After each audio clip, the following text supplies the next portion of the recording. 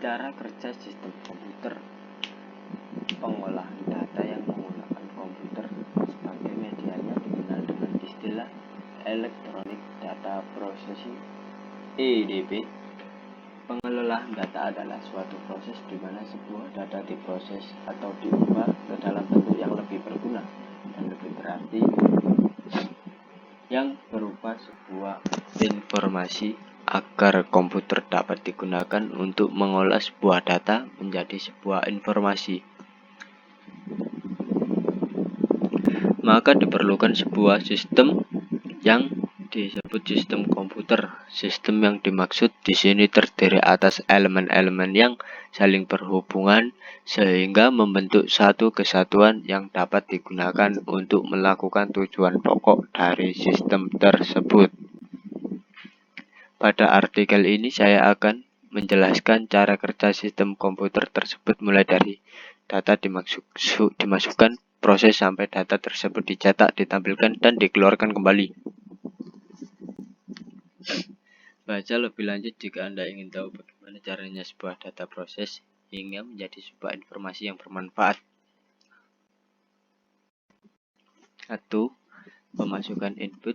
Tahap pemasukan input merupakan tahap awal dari proses pengolahan yang terjadi pada sistem komputer. Tahap ini berupa pemasukan data mentah ke dalam sistem komputer melalui input device. Contoh dari peralatan masukan input device diantaranya keyboard, mouse, scanner, dan lain-lain.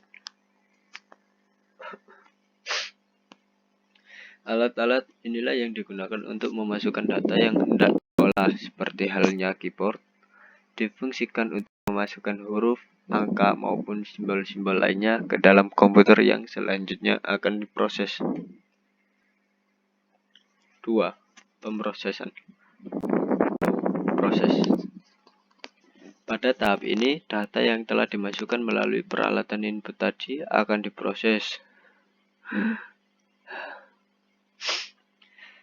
Tahap proses ini dilakukan oleh processing device, yaitu CPU, yang mana CPU ini dapat melakukan fungsi perhitungan dan logika.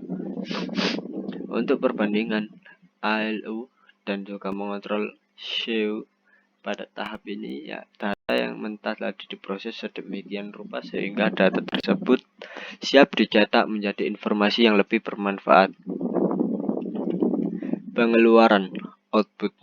Pada tahap ini, data yang telah dimasukkan melalui peralatan input kemudian diproses oleh CPU akan bisa dicetak apabila sudah siap. Pencetakan ini bisa berupa hard copy dan juga soft copy. Hard copy berarti menggunakan media fisik seperti kertas ataupun yang lainnya. Soft copy berarti menampilkan gambar visual melalui monitor ataupun proyektor, yang termasuk dalam peralatan output di sini adalah monitor, proyektor, printer, dan lain-lain. Penyimpanan storage.